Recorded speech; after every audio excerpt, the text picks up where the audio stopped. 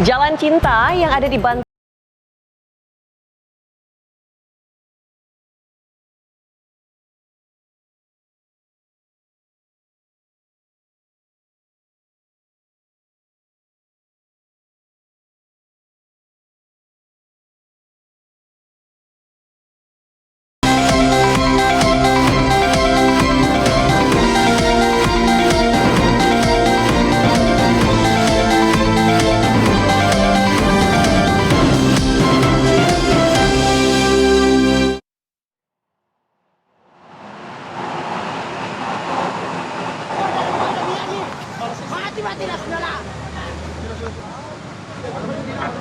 Ini barang buktinya. Teror yang dilakukan geng motor di Maros, Sulawesi Selatan mendapat perlawanan warga. Dari rekaman CCTV, terlihat warga melakukan perlawanan saat sekelompok geng motor datang menyerang kawasan permukiman. Aksi teror yang telah terjadi sebanyak 4 kali ini membuat geram warga. Kemudian menangkap anggota geng motor tersebut. 2 unit sepeda motor bahkan dibakar oleh warga di TKP. Polisi yang tiba di lokasi kemudian menangkap 2 remaja dari amuk massa. Polisi juga menemukan belasan anak panah, busur, dan 3 ketapel yang diduga digunakan oleh kawanan geng motor tersebut.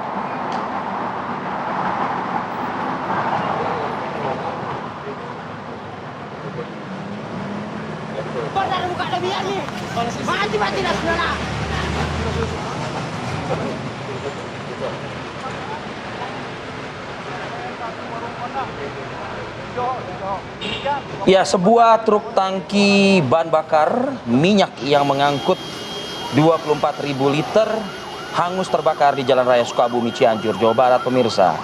Terlihat di dalam kamera amatir yang diabadikan warga, kobaran api pertama kali membakar bagian belakang, tepatnya bagian ban belakang truk tangki. Kebakaran bermula saat truk tangki melaju dari arah Cianjur menuju Sukabumi.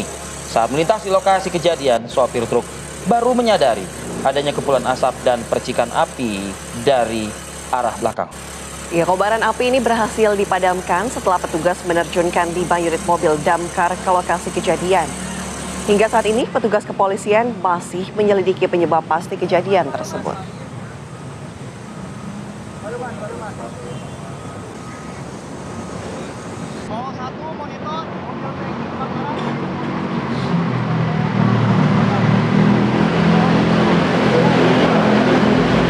Assalamualaikum warahmatullahi wabarakatuh. Selamat pagi pemirsa, selamat pagi Anak Realita. Selamat pagi Rivi, semangat sekali pagi ini. Ada apa Semangat nih? dong. saya tuh menyemangati kaum wanita. Kenapa tuh? Kaum rebah-rebahan. Nah, Kenapa? Tanggal Apa berapa yang sekarang? disemangatin? Tanggal 7 bulan apa? Juli.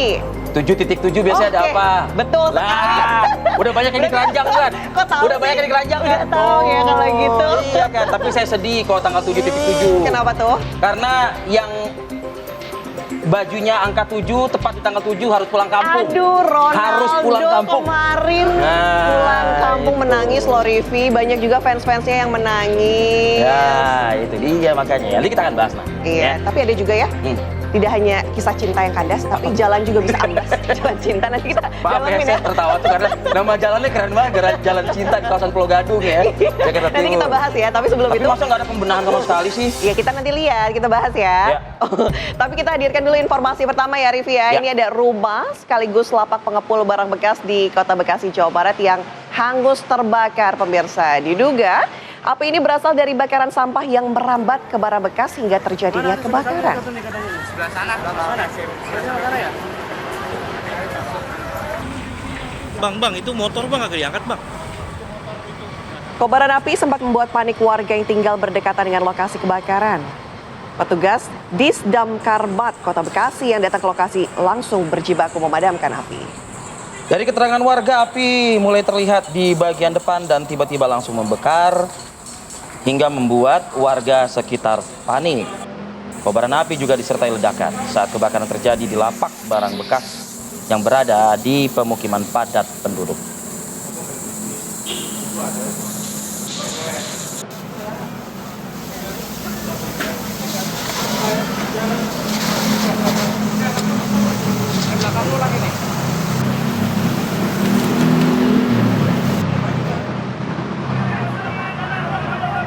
Sementara itu pemirsa, petugas pemadam kebakaran Sudin Jakarta Pusat ini menemukan seorang lansia dalam kondisi meninggal dunia yang terjebak di kamar mandi usai kebakaran hebat melanda kawasan Palmerah.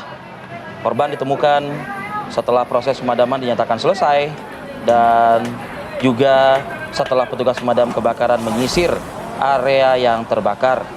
Warga ini sempat meyakini korban telah menyelamatkan diri sebelum api membesar dan melalap habis rumahnya. Hingga kini pemirsa, penyebab pasti kebakaran masih diselidiki. Namun dugaan awal api berasal dari korsleting listrik salah satu bagian rumah.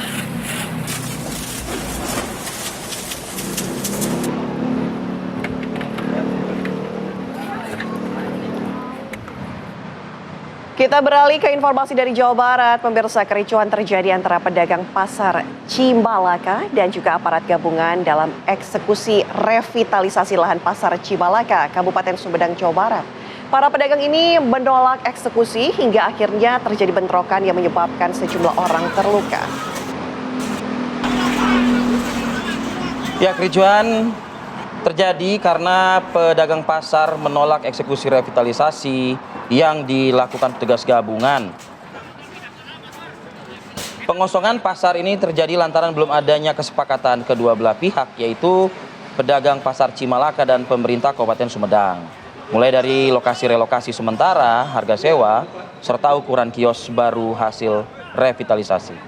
Pedagang menegaskan mereka tidak menolak revitalisasi pasar Cimalaka, namun mereka meminta pemerintah terlebih dahulu membuka ruang musyawarah untuk membahas hak-hak mereka agar nilai sewa, ukuran kios baru, serta mekanisme relokasi bisa disepakati.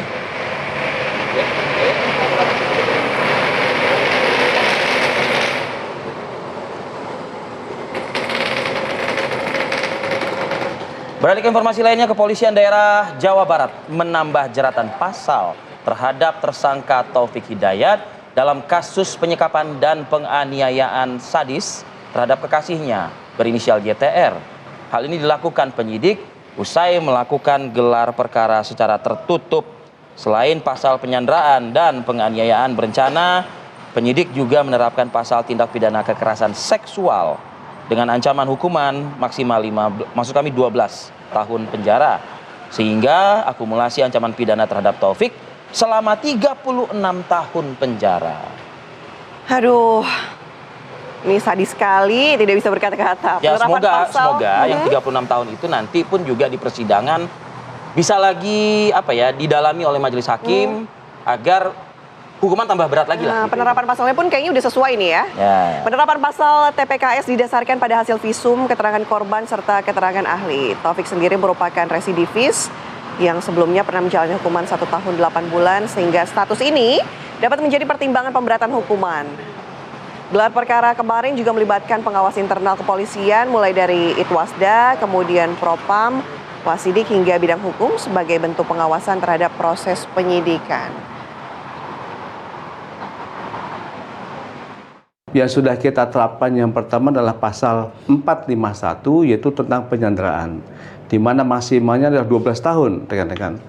Dan konstruksi hukum yang kedua yaitu kita terapkan juga, yaitu pasal 469 ayat 1, di mana di sini kita pertegas lagi unsur pasalnya, itu tentang penyanderaan perencanaan. Jadi di sini unsur perencanaannya kita tambahkan, sehingga harapan kita untuk memaksimalkan ancaman ini menjadi 12 tahun penjara kita masukkan.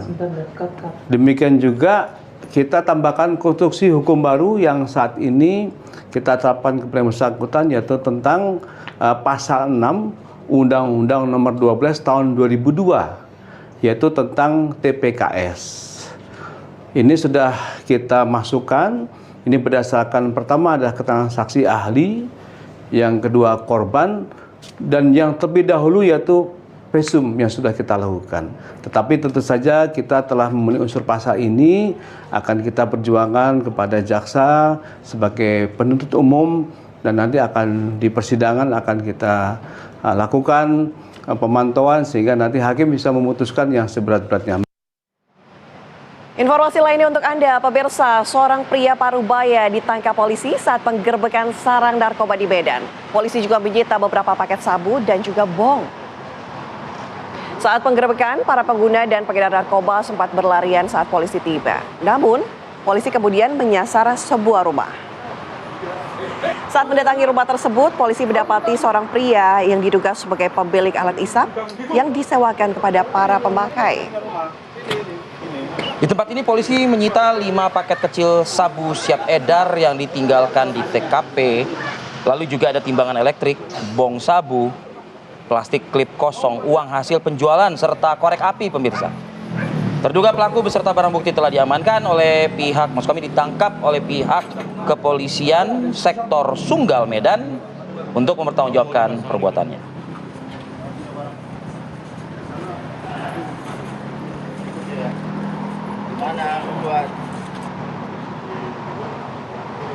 Ya, mungkin kalau pekan ini masih agak santai bagi para warga Jakarta dan sekitarnya untuk beraktivitas pada pagi hari. Karena memang sekolah kan masih libur. Ya. Tapi kalau minggu depan, wow ya. Hari pertama masuk sekolah. Nah, itu dia. Tapi apapun itu harapannya sih adalah kewaspadaan, kehati-hatian tetap dijaga lah kan gitu ya. Karena kita akan hadirkan juga nih informasi pantauan arus lalu lintas dari wilayah Cililitan, Jakarta Timur bersama Brigadir Sarah dari NTMC Polri. Silakan. Baik, terima kasih Arief dan juga Ana, serta selamat pagi pemirsa. Dari Cililitan saya melaporkan situasi arus lalu lintas pada pagi hari ini, di mana peningkatan volume kendaraan sudah terlihat baik untuk kendaraan dari arah Keramat Jati yang akan mengarah ke Dewi Sartika ataupun juga dari arah Keramat Jati yang akan mengarah ke Kalibata pada pagi hari ini dalam keadaan ramai. Terdapat peningkatan volume kendaraan serta antrian kendaraan pada traffic light-nya sepanjang 100 meter di belakang garis stop. Dan kami menghimbau bagi Anda untuk tetap waspada. Banyaknya pejalan kaki dan juga pedagang serta banyaknya juga angkutan umum yang berhenti untuk menaik turunkan penumpang pada kawasan ini yang perlu Anda antisipasi. Cuaca saat ini dalam keadaan cerah, pastikan juga Anda berkendara dalam keadaan yang prima dan cek kondisi kendaraan Anda sebelum melakukan perjalanan. Situasi arus lalu lintas dari arah Dewi Sartika ataupun juga Kalibata akan mengarah ke Rawamangun dan Jatinegara juga dalam keadaan ramai. Berhati-hatilah dengan menurunkan kecepatan kendaraan Anda dikarenakan banyaknya area pertokoan serta aktivitas masyarakat pada kawasan ini. Dan dari arah Dewi Sartika ataupun juga Kalibata akan mengarah ke Keramat Jati ataupun ke arah Halim pada pagi hari ini juga dalam keadaan ramai. Pastikan Anda untuk selalu berhenti di belakang garis stop saat Anda berada pada traffic light, patuhi marka jalan dan tidak melawan arus untuk keamanan dan keselamatan diri Anda ataupun pengendara jalan lainnya. Dan dapat kami informasikan berdasarkan data IRSMS Korlantas Polri, angka kecelakaan lalu lintas di seluruh Indonesia 1 kali 24 jam terjadi sebanyak 204 kasus laka lantas dengan rincian 17 meninggal dunia, 19 luka berat dan 141 luka ringan. Faktor penyebab kecelakaan ini dikarenakan para pengendara memacu kendaraannya dalam kecepatan yang tinggi. Untuk itu patuhi rambu lalu lintas yang berlaku. Selalu ikuti arahan dari petugas kami yang berada di lapangan, jaga batas aman kecepatan kendaraan Anda ataupun jaga jarak aman kendaraan Anda dengan kendaraan lainnya untuk keamanan selama perjalanan Anda. Dan untuk informasi tentang kondisi arus lalu lintas, Anda dapat menghubungi call center kami di 1500669. Demikian informasi arus lalu lintas yang dapat saya sampaikan. Stop pelanggaran, stop kecelakaan, keselamatan untuk kemanusiaan. Salam presisi, kembali ke Arief dan juga Ana.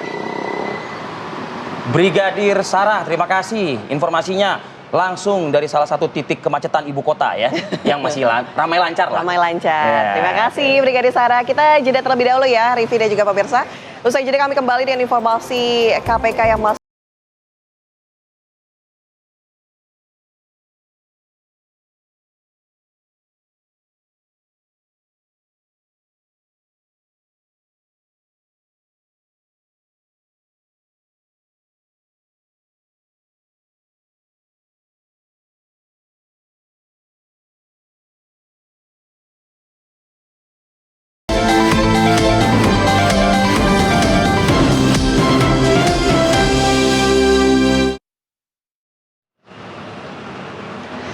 Ada kembali di Apa Kabar Indonesia Pagi. Pemirsa, Presiden Prabowo Subianto menerima kunjungan Perdana Menteri Singapura Lawrence Wong di Istana Merdeka Jakarta. Pertemuan bilateral kedua pemimpin negara berlangsung sejak pukul 10 pagi waktu Indonesia Barat kemarin. Dalam pertemuan ini, kedua pemimpin negara membahas penguatan kerjasama di berbagai bidang. Ini merupakan hasil tindak lanjut dari pertemuan pada Juni 2025 lalu yang berlangsung di Singapura. Dalam pertemuan kali ini ada 26 kesepakatan ditandatangani antara Indonesia dan Singapura.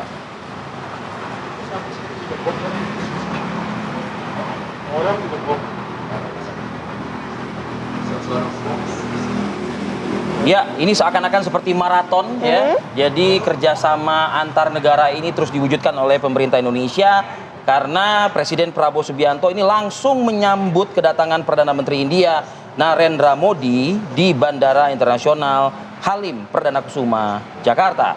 Saat tiba di anak tangga pesawat, Modi langsung disambut dan berjabat tangan dengan Prabowo sambil berbincang sejenak.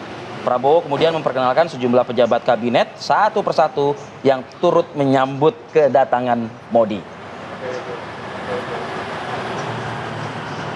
Kedatangan Modi ke Indonesia selama 3 hari ke depan merupakan kunjungan balasan setelah Presiden Prabowo mengunjungi India pada Januari 25 lalu. 2025 ya. Ya. Dan ada sejumlah kerjasama yang akan dibahas Narendra Modi bersama dengan Presiden Prabowo Subianto dalam pertemuan bilateral kedua negara.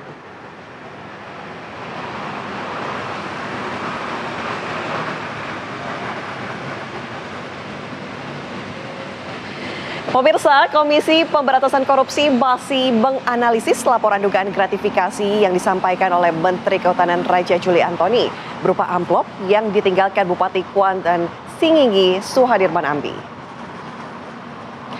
Laporan dugaan gratifikasi disampaikan Raja Juli kepada KPK pada 3 Juli 2026 atau sekitar 1 bulan setelah pertemuannya dengan Suhadirman Ambi di kantor Kementerian Kehutanan pada 2 Juni lalu.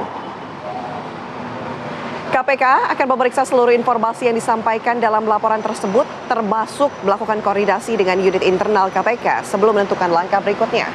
Setelah proses itu selesai, KPK akan menentukan apakah laporan dapat ditindaklanjuti atau tidak sesuai ketentuan yang berlaku. Pada Jumat pekan lalu, Pak Menhub Raja Juli telah menyampaikan pelaporan gratifikasi kepada KPK. Maka atas pelaporan tersebut, tim Direktorat Gratifikasi dan Pelayanan Publik akan melakukan verifikasi dan analisis, termasuk juga koordinasi di internal KPK. Untuk selanjutnya, KPK akan menyampaikan analisis atas pelaporan tersebut, apakah dapat ditindaklanjuti atau tidak.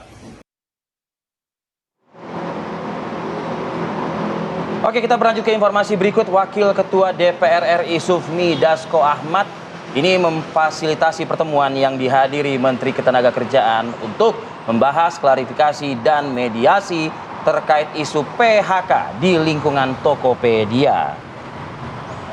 Dalam pertemuan, DPR meminta penjelasan langsung dari pihak terkait mengenai proses restrukturisasi perusahaan yang berdampak pada para pekerja.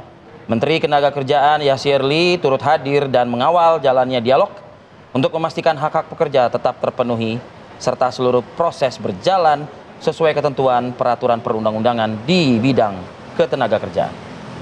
DPR juga menegaskan agar pihak korporasi bersikap terbuka, mengedepankan transparansi dan mematuhi seluruh ketentuan ketenagakerjaan yang berlaku di Indonesia.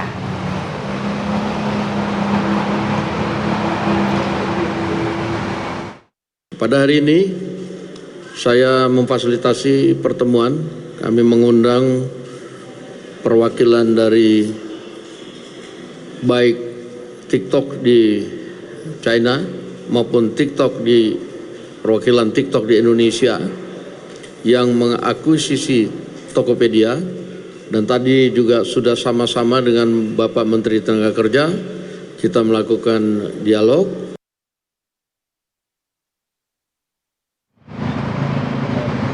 Ya Rivi, kalau Ya. kemarin kan banyak petani telur ya, Ya. peternak telur Ya, maksud kami. Tadi telur.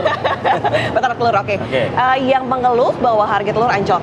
Di salah satu supermarket bahkan harganya Rp23.000 per kilogram. Itu membuat senang dong sebagai ibu-ibu yang Oke. membeli telur setiap harinya. Oke. Tapi ternyata saat ini pemerintah sudah menetapkan harga ayam hidup di tingkat peternak minimal Rp19.500 per kilogram untuk peternaknya. Sedangkan untuk harga dijual di pasaran Ya. ada minimal harganya Rp24.000 per kilogram. Oke, kita simak ya pernyataan dari Kementerian Pertanian berikut ini. Mulai tanggal 15 Juli ini nanti harga live bird ya, harga ayam pedaging di semua peternak gitu. Kemudian dengan size apapun itu kita akan putuskan di harga 19.500 per kilo. Minimal 19.500 per satu kilo berat hidup live bird. Dan juga Rp24.000 per kilo untuk telur.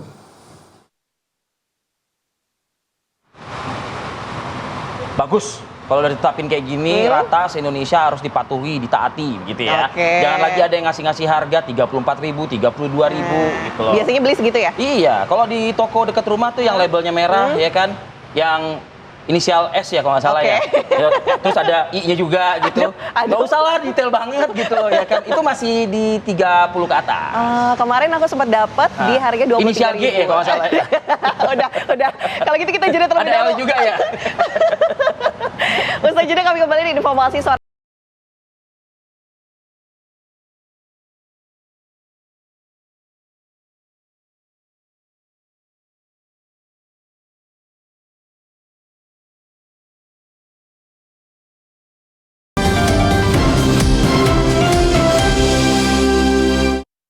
Itu judulnya keren banget tadi tuh. Judul terkeren. Apa tuh? Di sejarah sepak bola dunia.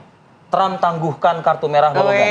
Ikut masuk Iya, ya, setahu tidak saya hanya presiden politik ya. FIFA-nya itu namanya Gianni Infantino, bukan Donald Trump. Oke. Dia presiden Amerika Serikat. Tapi berarti ada apa nih? Ada apa ini, ya kan? Ini balongan ini jadi ini dia, jadi pemain haram statuta FIFA. Aduh, tapi kan cuma striker satu-satunya dari Amerika juga ya, Vi ya. Oke. Mungkin karena harus itu diturunin. Itu dia. Karena masih main nih sekarang, masih main. Iya. Meskipun masih main, tapi Belgia sudah 1-0 atas Amerika Oke. Serikat. Kita bahas dengan narasumber kita yang hadir di studio dengan matanya yang sudah bengkak-bengkak karena begadang terus gitu. Ada Bung Tommy Welly dan juga Bang Opan Lamara. Selamat pagi. Selamat pagi. Semangat dong. Semangat. Nah, itu. Saya minta komentarnya Bung Towel dulu, Bung Towel. Ya. Apa tadi? Trump batalkan kartu merah balogan. Ini presiden FIFA siapa sekarang? Jadi Gianni Infantino, ini komentarnya ya. Dan mungkin kalau jadi Infantino nonton saat ini mungkin. Tersandera, dia menjual jiwa sepak bola. Donald Trump merusak sepak bola. Iya.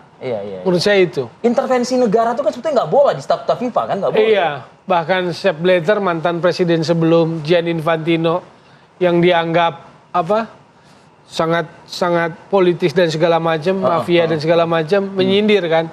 Bagaimana mungkin kartu merah bisa di overtune gitu Ya.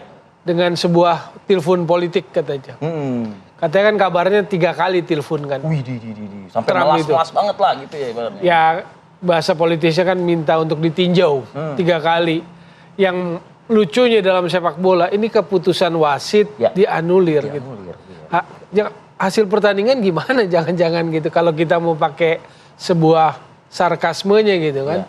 Jangan-jangan hasil pertandingan takutnya dianulir. Ya kalau Tapi kita lihat ternyata- ya, Nak, ya sekarang nih skor sudah 2-1 nih. Walaupun sudah Belgia dimasukin lagi, tapi ternyata tetap masih 2 menang nih. 2-1 iya. 2-1 ya? Iya, Tadi itu masih karena 1-0. Balogan masuk lagi main. Kok Balogan di kartu merah? Kalau kayak gini, ini termasuk dinamika atau memang sudah mengganggu kredibilitas? Ya sudah mengganggu integritas malah. Integritas sepak bola, integritas FIFA sudah terancam. UEFA udah marah, Presiden UEFA udah marah. Iya. Tapi kalau lihat background, memang 2025 misalnya, Kongres tahunan FIFA di Paraguay, Asuncion, itu kan banyak anggota yang walk out, terutama dari UEFA. Itu karena Infantino terlambat hadir, karena dia menghadiri dulu summit di Timur Tengah, ikut mendampingi Donald Trump. Jadi yang biasanya pertemuan itu sangat tradisional kan, FIFA itu kan anggota negaranya 211, paling besar di dunia. Jadi banyak yang marah. Di situ aja udah nunjukin beda. Lalu Desember 2025 FIFA Peace Prize itu loh. Yang untuk Donald Trump. FIFA memberikan Sampai harus awarding ya berupa FIFA Prize Peace kepada Presiden Amerika Serikat. Kepada Donald Trump. Tahunnya Februarinya dia invasi ke Iran kan. Sementara waktu Rusia kan ke Ukraina terjadi standar ganda. Jadi sepak bola bagaimana Trump Amerika ya kalau pakai dalam tanda kutip eksepsional Amerika lagi kan. Walaupun masih tertinggal ya sekarang. Oke, Bang Opan. Ini kali pertama ini pernah ada FIFA menganulir kebijakan wasit di lapangan. Gitu. Iya, betul. Menurut saya ada begitu banyak rekor dan kejutan yang tercipta di Piala Dunia 2026 ini. Dan misalnya rekornya Mbappe, Messi, kemudian Dembele dan sebagainya. Rekornya Ronaldo juga. Dan intervensi Trump terhadap FIFA, terutama keputusan pembatalan kartu merah ini menambah kejutan dan rekor itu. Cuma dalam tanda kutip ini rekor hitam buat FIFA, buat sepak bola dunia. Seperti yang dikatakan Toel tadi, UEFA marah. Bukan karena mereka akan melawan Belgia yang salah satu anggota UEFA, tapi ini merusak citra sepak bola dunia, citra FIFA secara langsung. Tanpa tedeng aling-aling, itu langsung. Tadinya kita menyangka bahwa intervensi Trump itu kepada FIFA, khususnya kepada Infantino, hanya sebatas bagaimana menggagalkan langkah Iran di Piala Dunia. Digagalkan sedemikian rupa. Iran tidak pernah kalah, bahkan 2 kali mereka harusnya unggul di penghujung pertandingan, tapi digagalkan selalu oleh VAR. Tadinya kita sampai mengatakan bahwa intervensi Trump cuma sampai ke situ. Tapi kan dengan adanya keputusan sampai membatalkan ini luar biasa. Nah, di satu sisi Infantino mengatakan memiliki alasan mengatakan bahwa itu bukan keputusan dia. Itu murni keputusan sebuah badan independen resmi di dalam FIFA yang memang bersidang dan memutuskan bahwa kartu merah itu bisa dibatalkan. Tapi kan ya kita tidak bodoh-bodoh amat lah ya. Kemudian yang kedua, selain kita tidak bodoh politik kok. Betul, selain kita tidak bodoh-bodoh amat, toh semua pengamat sepak bola dunia termasuk Badan Sepak Bola Dunia, AFC, UEFA dan juga yang lain itu mengatakan bahwa ini sangat tidak benar. Bisakah ajukan banding? Kan ada teknologi nih, bisa terlihat dong seperti apa sebenarnya. Pertandingan sudah berjalan, sekarang sudah berjalan ya. Kita tinggal berharap bagaimana malunya Trump dan juga timnas Amerika jika dengan telah memasukkan Balogan pagi ini mereka tetap kalah juga melawan Belgia. Satu-satunya pelaku sepak bola dunia yang membela itu adalah pelatihnya Amerika, Pochettino.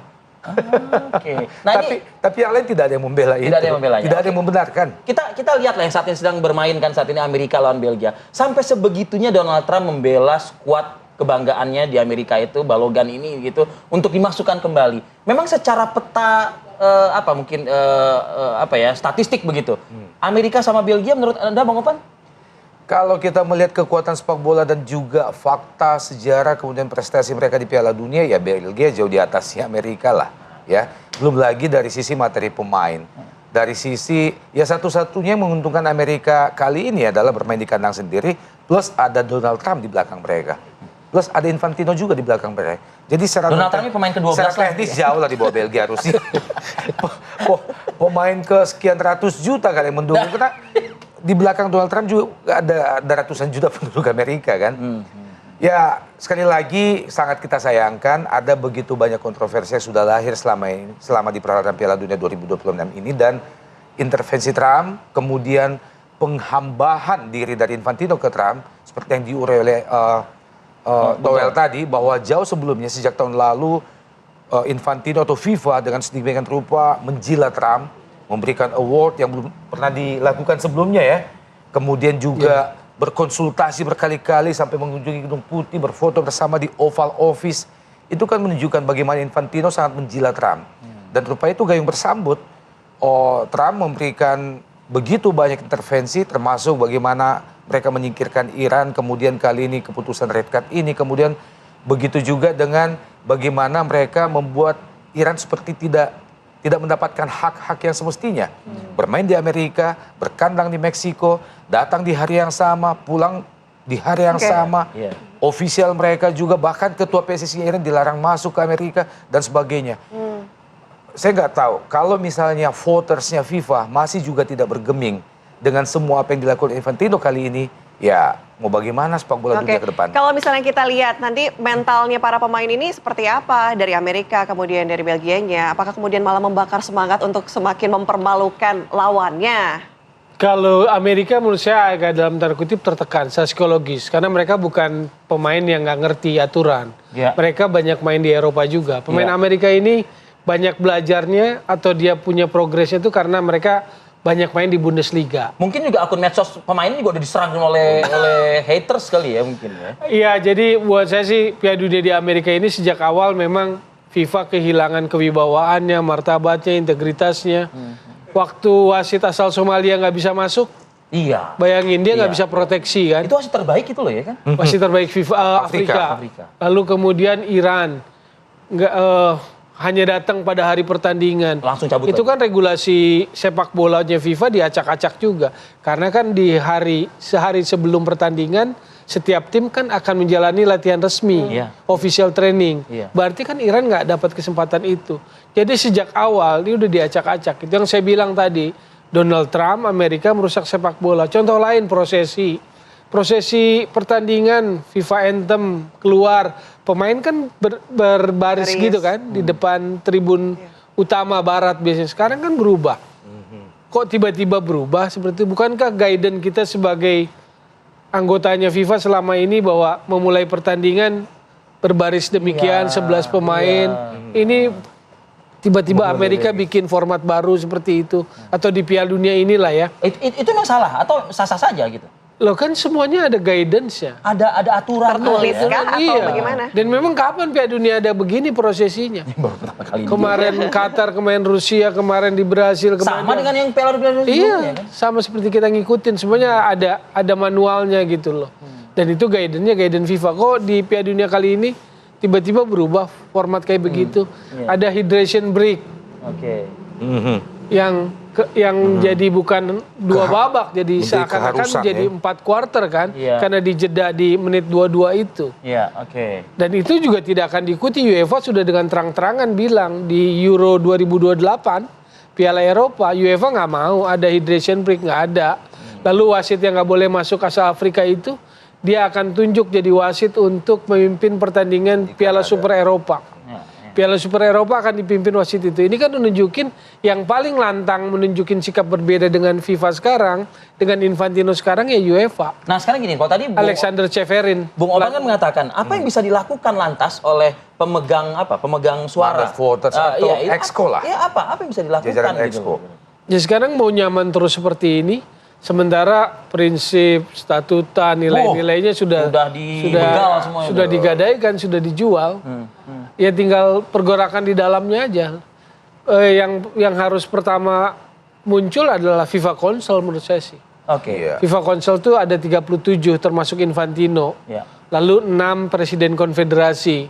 Lalu ada vice presiden yang ditunjuk. Lalu ada anggota exco FIFA lah itu.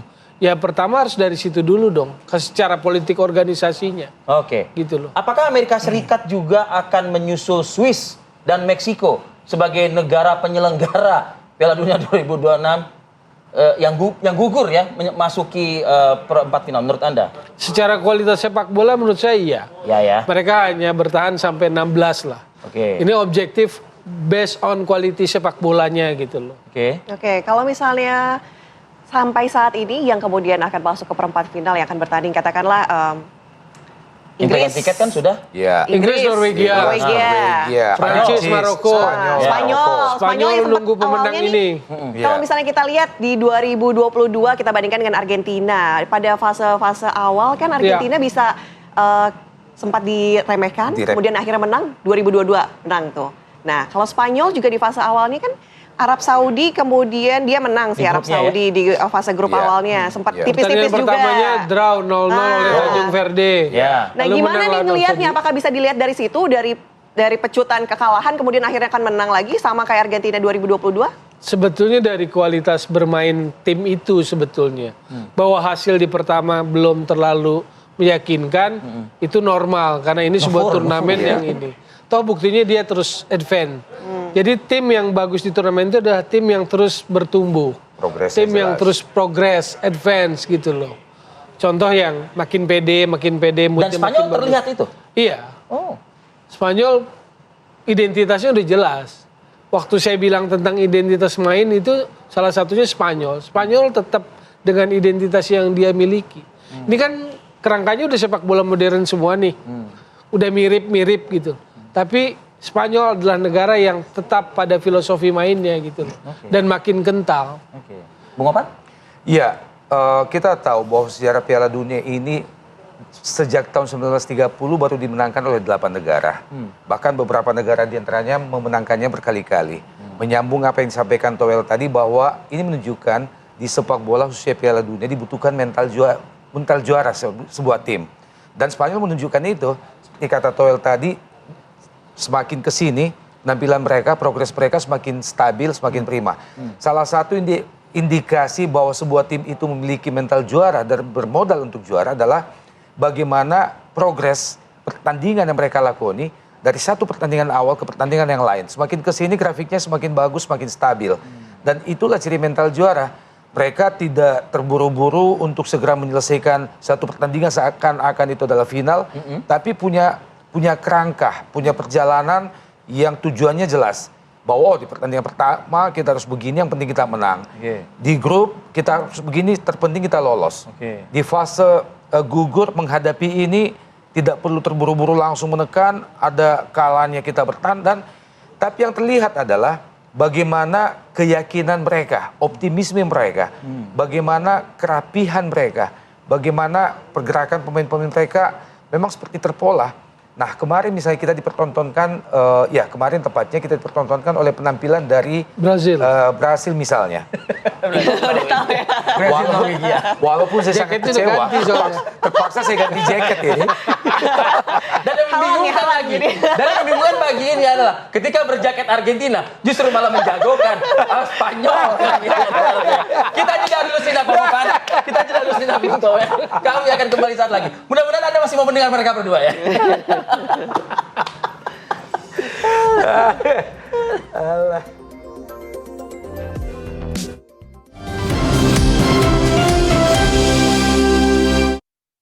Kembali di Apa Kabar Indonesia Pagi, saya mau langsung tanya Bung Opan, kalau misalnya kualitas antar tim ini apakah semakin merata atau memang masih ada perbedaan? Kalau melihat ya, tim-tim unggulan kan rata-rata skornya tipis-tipis nih menangnya. Maksudnya tim yang lolos ke 8 besar? Iya. Harus diakui bahwa ada beberapa nama besar yang jauh sebelumnya diprediksi untuk lolos itu gugur. Belanda dan Jerman misalnya. Kemudian Brasil. Ini menunjukkan bahwa ada satu konsistensi dari penyelenggaraan Piala Dunia dari satu perhelatan ke perhelatan yang setiap 4 tahun, bahwa selalu ada kejutan. Ada tim yang sama sekali sebelumnya tidak diperhitungkan akhirnya bisa lolos. Bahkan kadang-kadang sampai ke final. 2018 Kroasia misalnya lolos sampai ke final. Kemudian jauh sebelum itu juga Kroasia pertama kali muncul di Piala Dunia setelah pecah sebagai Yugoslavia tahun 98 di Prancis. Mereka langsung sebagai juara 3. Kemudian kali ini Norwegia masih lolos ke 8 besar. Nah kemudian kita masih menunggu salah satunya nih Kolombia dan Swiss. Ya kalau mereka juga lolos ke 8 besar, maka kejutan tentang tim favorit dan tim non favorit yang lolos itu masih akan terus hadir, bisa sampai ke semifinal. Nah kita melihat bahwa ini juga sekaligus menjadi daya tarik dari Piala Dunia. Tidak melulu apa yang kita prediksi jauh sebelumnya, tim-tim raksasa seperti Jerman, Belanda, Spanyol, Prancis, kemudian Argentina, Brasil, Uruguay yang selalu hadir di 8 besar. Nah mudah-mudahan seperti kata Toel tadi, tidak tertutup kemungkinan kejutan itu masih akan hadir, dan juga tidak tertutup kemungkinan salah satu tim besar akan gugur di fase 8 besar. Kalau saya melihat sih yang bisa memberi kejutan kemungkinan Norwegia. Di final. Nah, gini, kalau Anda Bung Toel, Norwegia yang disebut nih. Taruh ya sebenarnya. Norwegia maksudnya berhadapan dengan Inggris kan? di 8 besar nanti. Oke, Iya. artinya masih akan lanjut lagi hingga ke semifinal maksudnya? Bukan, mereka akan berhadapan di 8 besar ini. Iya. Minggu depan ini mereka akan bertemu di 8 besar. Oke. Dan yang Kalau membuat menang menarik, ya semifinal. Kalau menang masuk semifinal. Iya, kan? kalau menang salah satunya. Iya. Kalau misalnya Norwegia mengatasi Inggris, masuk ke Anda ingin semifinal. mengatakan juga nggak Norwegia masuk ke final juga begitu? Mungkin langkah terbaik Norwegia sebaiknya sampai di semifinal.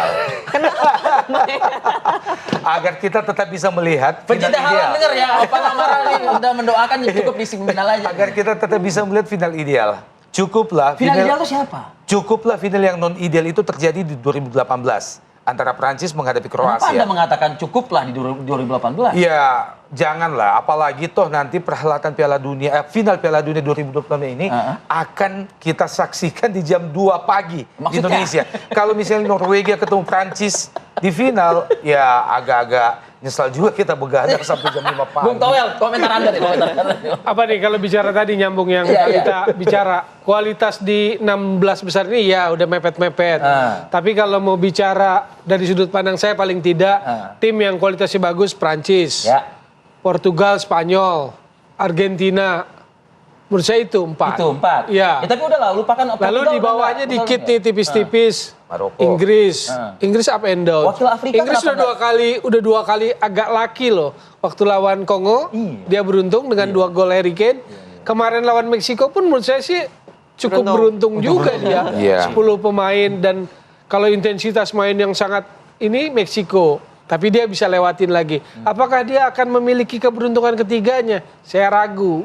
Ada yang dihadapinya Norwegia, Haaland gitu kan. Iya. Jadi Norwegia punya potensi kejutan ke semifinal. Nah, kejutan lain selain Norwegia siapa? Ya di bawah. Kalau Kolombia menang sama Swiss, nah ini kejutan lain lagi Kolombia. Walaupun James Rodriguez-nya sudah di ujung karir. Iya. Gitu loh, tapi Sama masih lah kayak ada Portugal lah dengan ujung masih karirnya ada si Alves. siapa Luis Diaz kan? Ya. Jadi buat saya di situ tuh kuncinya. Walaupun di sini Argentina tetap jadi unggulan. Anda saya minta juga Anda untuk menelaah juga dong wakil Afrika yang masih bertahan hingga saat ini. Ya Prancis akan ketemu Maroko. Kan yang bertahan tinggal Maroko dan Mesir. Ya. Mesir akan menghadapi Argentina. Kalau kita bicara Mesir dulu, Argentina solid. Belakang solid, kiper hebat. Emilio Martinez, belakang solid, tengah bagus, solid juga. Dan dia punya pembeda namanya Messi. Bukan Mesir jelek, Mesir pun secara tim keren lah. Kalau Mesir ketemu Inggris, Inggris takut juga itu. Salah, Siko, Omar Marmuz. Trezeguet. Keren-keren bagus itu juga semua. Padahal kalau Cuma- disandingkan namanya kan sebetulnya kan itu kan salah Messi ya sebetulnya. Iya, benar, salah Messi loh sebetulnya itu kalau disandingkan. Nah, faktornya itu tadi karena ada Messi, ada nama kedua yang disebut Menariknya apa pertandingan yang kita tunggu nanti ini antara Egypt atau Mesir melawan Argentina nantinya begitu ya? Apa fisikkah atau apakah? Gitu. Kalau Prancis Paraguay-nya banyak duduk di bawah, parkir bus, Mesir enggak. Nah, Argentina itu bisa menjebak kayak begitu. Karena dia tidak superior secara kayak Prancis yang superior gitu enggak. full attack Atau ya. kayak Spanyol enggak. Dia bisa Prancis masuk dan di situ bahayanya. Karena counter attackingnya Argentina itu bahaya karena ada Messi. Jadi Faktor Argentina pembeda ini lah. yang paling lengkap ya semuanya. Skuadnya oke, punya Yang pemain paling bintang lengkap, juga. paling ngeri sebetulnya Prancis. Prancis ya. Barcola, Mbappe, Olise. Dembele, Olise. Ini kenceng-kenceng lagi semua. Kenceng-kencengnya beda, syutingnya, dribblingnya, satu lawan satunya kuat. Ini kalau mau jumawa ya Prancis lagi jumawa. Tapi apakah Maroko bisa Itu. bikin kejutan Itu. tanda Prancis? Menurut Anda, Nah, menurut itu. Anda, menurut Anda. Saibarinya hamstring kemarin waktu lawan apa kemarin? Maroko lawan ini ya, Maroko lawan Waktu menang kemarin itu Maroko, iya, ngalahin iya. siapa? Hamstring dia kena. itu andalan banget emang. Andalan banget Iya. dan menurut saya bagus dia mainnya. Jadi agak merugikan Maroko walaupun Rahimi tetap bagus juga gitu loh. Oke. Jadi tapi tetap Maroko punya potensi untuk itu. Tapi kalau bicara bola, Prancis berat. Berat. Bang lah. Opan. Iya, akan sangat menarik laga antara Maroko dan Prancis karena kalau kita ingat 2022 Nah, ini. mereka sudah bertemu di semifinal ya. Itu. Dan Prancis menang pada saat itu walaupun melalui Ini Perancisnya lebih serem iya, lagi. Betul. Dibandingkan 2020. Artinya kedua tim ini sudah sangat saling mengenal, apalagi materi pemain yang mereka bawa ke 2026 ini kurang lebih sama dengan materi pemain yang ada di 2022, terutama Perancis. Maroko yang agak mengalami beberapa perubahan, tapi kan penjaga gawangnya Maroko Bono. masih tetap Bono, sementara penjaga gawangnya Perancis sudah berubah. Nah, yang tentu diharapkan oleh Maroko ada dua. Yang pertama adalah pembalasan atas kekalahan mereka di semifinal 2022 yang lalu. Mereka belajar dari itu. Betul. Kemudian yang kedua, tentu mereka berharap akan kembali terjadi adu penalti. Drama adu penalti. Mereka sangat mengandalkan Bono. Dan mereka sudah teruji di adu penalti laga 32 besar kemarin. Nah, ini yang menarik tentunya nanti. Mereka akan bertahan nih sepertinya nanti atau apa? Oh, kalau kita kemarin otomatis lawan Prancis. Maroko mereka mengalahkan Belanda loh. Oh, iya, Belanda bahkan kalah. berhasil mengurung babak 32 besar itu. Dan yang menarik di pertandingan itu, yang tadinya digadang-gadang bahwa Belanda akan memainkan total footballnya, ternyata mereka malah terkurung sepanjang pertandingan. Maroko menguasai jalannya pertandingan di posisi 50% lebih, ya berbanding Belanda yang hanya 30-an%. Kemudian mereka juga tidak memberi kesempatan kepada Belanda untuk berkembang. Padahal sekali lagi ini adalah Belanda. Nah, kurang lebih kalau menjawab pertanyaan Anda tadi bahwa apakah Maroko akan bertahan, saya rasa tergesa-gesa sejak menit awal untuk melayani gaya permainan Perancis yang langsung bermain terbuka juga tidak. Tidak juga. Tapi bertahan parkir bus juga pasti tidak, karena mereka juga punya kemampuan untuk keluar menyerang. 15-20 menit awal akan sangat menarik. Bagaimana strategi dari Maroko. Sementara yang kita bayangkan di sisi Perancis, udah pasti di 20 menit awal bahkan 1 menit pertama mereka akan langsung menyerang. Menekan dengan gaya khasnya, mengandalkan kecepatan, kemudian seperti kata Toel tadi, kekuatan di semua lini mereka yang merata, terutama di lini depan dan di second line mereka, yang sangat berbahaya buat pertahanan Maroko. Maroko tapi berkembang ya dari 2022 terlihat sampai saat ini? Iya, Maroko membuktikan bahwa mereka adalah kekuatan terbaik di Afrika sejauh ini. Itu start dari 2022, mereka lolos ke semifinal, sekaligus mewakili Afrika untuk yang pertama kalinya, negara Afrika lolos ke semifinal. Kemudian mereka menegaskan posisi itu sebagai kekuatan baru sepak bola dunia tahun lalu saat mereka menjuarai Piala Dunia usia 23 tahun lalu. Nah, ini menunjukkan sekali lagi bahwa Maroko tidak bisa dianggap sampah seperti Maroko beberapa tahun yang lalu karena Maroko telah menjelma. Dan dari awal Piala Dunia ini berlangsung, sama nggak dengan analisa Anda terhadap Spanyol tadi? Melihat progresnya gitu. Secara Spanyol atau Argentina nih? Masih kembali ke Spanyol lagi? Bukan. Kalau tadi di segmen sebelumnya Anda mengatakan progresnya Spanyol meningkat. Iya. Nah, kalau bicara Maroko, berarti? Seperti yang saya sampaikan tadi bahwa salah satu indikasi tim itu sudah layak disebut bermental juara adalah bagaimana kestabilan dan juga progres mereka bermain. Piala Dunia ini adalah turnamen sifatnya. Yang setiap tim wajib memainkan beberapa laga hanya berselang beberapa hari.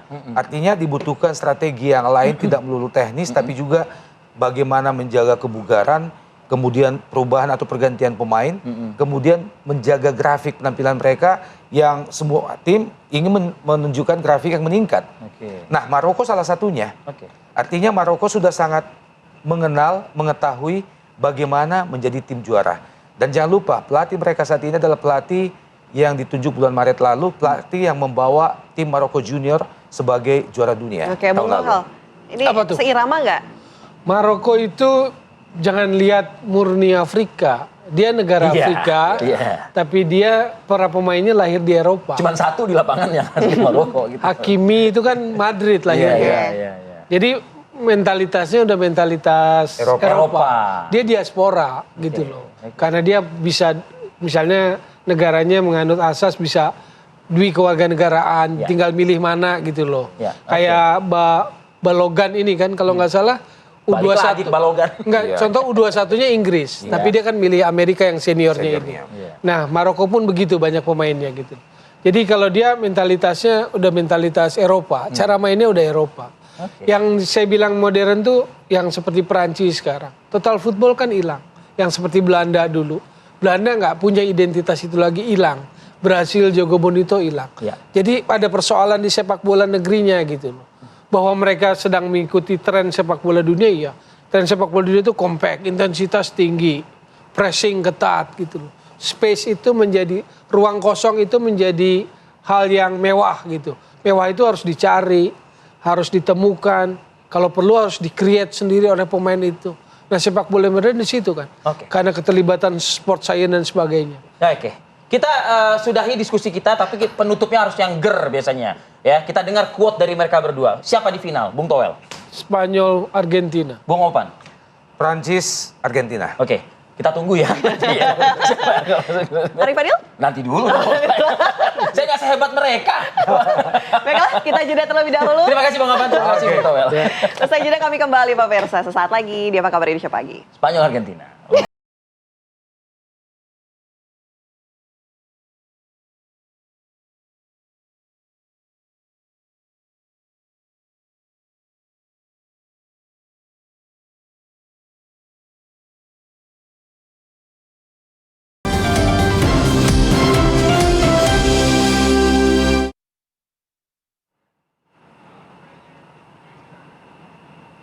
Terima kasih pemirsa, Anda masih bersama kami di Apa Kabar Indonesia Pagi. Pemirsa, kami hadirkan dulu informasi dari tanah air ya. Ini titik api masih bermunculan di tempat pemrosesan, tempat pembuangan akhir Jatiwaringin di Kecamatan Mau, Kabupaten Tangerang, Banten. Di mana memang sudah memasuki hari ke-7 pemirsa, kepulan asap masih menyebar ke desa-desa terdekat yang lokasi berdekatan dengan tempat pembuangan akhir Jatiwaringin.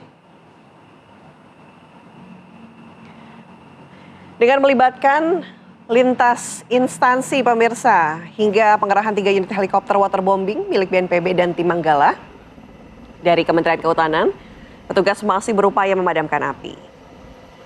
Dibandingkan dengan 3 hari sebelumnya, banyak warga yang mengecek kesehatan di posko juga puskesmas di 3 kecamatan tersebut. Nah, tidak ada warga yang saat ini masih terdampak akibat asap yang mengecek kesehatan. Ya. Sementara rencana pemerintah Kabupaten Tangerang ini membuat operasi teknologi modifikasi cuaca hingga kini masih belum terlaksana akibat tidak ada potensi awan hujan. Memang awannya tipis-tipis sekarang kayaknya ya, nggak ada yang berat awannya gitu. Karena kan katanya kan kalau awan berat itu berarti kadar air kan tinggi dan potensinya hujan gitu. Karena udah masuk kemarau juga ya, Vi ya? Ya, bisa dikatakan belum masuk kemarau, tapi memang kita terimbas dari fenomena yang juga dirasakan oleh beberapa negara di dunia ya.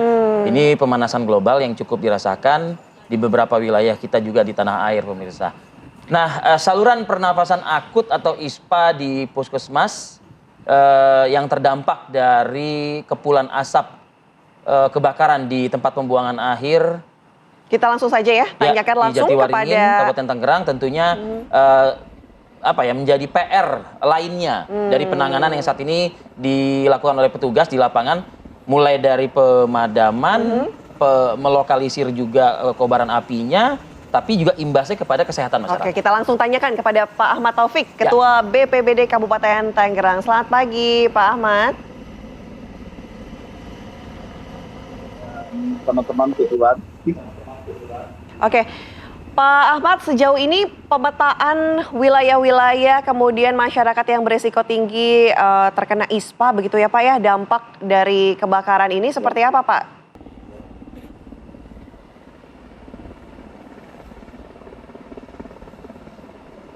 Baik, terima kasih. Selamanya laporkan update terkini bahwa luas area TPA ini itu sekitar 33 hektar dan yang terbakar berdasarkan foto drone itu sekitar 15 hektar.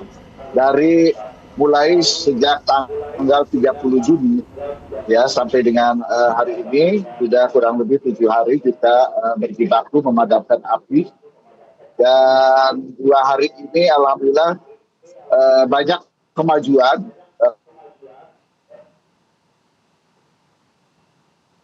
Kan sudah 50-60% sudah api sudah rekan-rekan dari BNPB dan kemudian juga dari Kementerian LHK dan Kementerian Kehutanan. Ada mobil pemadam kami kurang lebih ada 30 unit ya, baik yang mobil unit yang langsung memadamkan api ataupun juga ada yang supply air. Oke. Mobil tangki. Kemudian alhamdulillah ditambah juga bantuan dari pemerintah pusat, dari BNPB. Ada heli waterbombing 3 unit sudah sejak tanggal 1 Juli sudah beroperasi, dan ini sangat membantu sekali, sangat signifikan ya memadamkan api. Ada juga tambahan personil dari Manggala Agni dengan sistem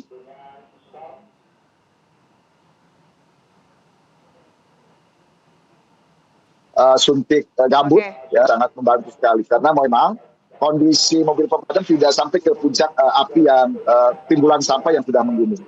Kemudian dampak angin pun juga sangat luar biasa dampaknya, sehingga sampai ke arah pemukiman.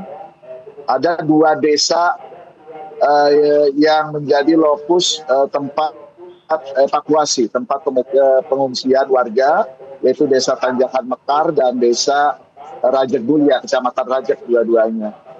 Dan upaya-upaya Pak Bupati yang sudah memerintahkan Pak Kadinkes untuk mengerahkan semua tenaga medis. Ya, semuanya sudah terorganisir, ya, sudah terorganisir. Kebetulan juga sudah dibentuk atau sudah dibuat SK darurat bencana, kemudian dilanjutkan dengan juga pembentukan satgas. Seluruhnya sudah terkoordinir dengan baik dan sesuai dengan tugasnya masing-masing. Dinas Kesehatan membantu warga masyarakat yang terdampak asap. Asapnya ini sangat tebal sekali, ya. Tetapi juga tergantung angin. Ketika sore warga mengungsi, kurang lebih tentatif ada pernah 50, juga kadang ada 120 sampai mencapai 300. Namun kemudian pagi harinya karena angin tidak mengarah ke arah pemukiman, mereka sudah pulang kembali ke rumahnya masing-masing. Dan yang dilakukan oleh tenaga medis selain di lokasi pengungsian, juga tenaga medis yang lainnya langsung mendatangi rumah-rumah yang berdekatan dengan TPA. Dilakukan pemeriksaan, dilakukan pemberian obat, begitu, vitamin dan obat-obatan. Dan alhamdulillahnya walaupun demikian tidak ada yang dirujuk ke rumah sakit, semuanya bisa ditangani di tempat. Ya, kemudian juga pemerintah daerah memberikan layanan-layanan untuk masyarakat. Yang paling penting adalah keselamatan masyarakat di sini. Ya, logistik makan dan minum, kemudian tempat kasur-kasur untuk istirahat warga, seluruhnya sudah disiapkan. Dan insya Allah masyarakat walaupun harus mengungsi, insya Allah kondisinya aman dan nyaman.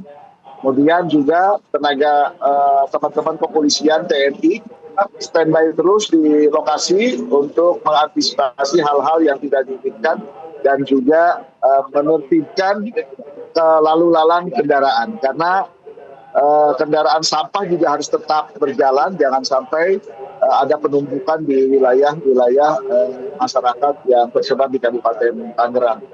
Dan luar biasa ini juga siang malam teman-teman tenaga pelaksana tugas pemadam kebakaran tidak henti-henti, bahkan mereka bermalam di TPA. Kita 2-3 posko untuk bermalam teman-teman petugas pemadam kebakaran. Kemudian juga ada tambahan-tambahan bantuan dari mobil unit pemadam kebakaran, dibantu oleh teman-teman dari Kota Tangerang, Tangerang Selatan, bahkan Jakarta, Provinsi Banten juga membantu, dan juga Cilegon, dan ada pihak-pihak swasta juga membantu pemadaman kebakaran. Suplai air selain dari alam yang ada, danau dan tandon buatan, juga PDAM. PDAM setiap hari mengerahkan 10 unit tangki ya untuk menyuplai air, karena air di sini sangat penting sekali dalam rangka pemadaman. Untuk cuaca memang agak kesulitan. Baik, Pak Taufik. Kesulitan untuk menurunkan hujan buatan, karena awannya sangat kecil sekali. Baru mencapai ya sekitar 30%. Ya, demikian yang dapat saya sampaikan. Baik Pak Ahmad Taufik, terima kasih Pak, informasi yang cukup komprehensif pagi ini di program kami Apa Kabar Indonesia Pagi. Selamat bertugas kembali Pak, semoga selamat untuk semua tim yang berjibaku membantu masyarakat di lapangan. Pak Ahmad Taufik, Ketua BPBD Kabupaten Tangerang, Banten. kabupaten. Nah ya, sayonara. Sedih juga sih tapi CR7 cabut. Udah bener, tadi kan di awal kan saya udah bilang, Nak. Gimana tuh? Hari ini tanggal berapa? 7. Bulan apa? Aduh, 7 lagi. Nomor punggung berapa? 7, cabut deh. Silakan, sudahi karirmu, kan begitu. Gimana kan Lucky berarti. Seven padahal ya? Kenapa? Lucky Seven. Lucky number 11. Iya, baiklah. Kan? Tapi saya senang sama beliau. Kenapa? Karena beliau pernah memperkuat skuad kebanggaan saya di Liga Inggris. Apa tuh? Manchester United. 2 kali bolak-balik tuh. Tapi bukan di MU. Titik. Ya udahlah, kalau gitu. Ya kan? Semoga sepak bola tanah air pun juga meniru lah ya prestasi-prestasi bintang-bintang dunia. Digang siapa? Gitu. Nggak, atau banyak netral? tanah Netral. air. Iya Netral dong. ya. Baiklah, informasi tadi ya, TV. Penutup jumpa kita di Apa Kabar Indonesia pagi hari ini. Saya Ana Telita. Saya Arif Fadil. Terima kasih atas perhatian kebersamaan Anda. Kita jumpa lagi besok. Sampai jumpa. Sampai jumpa.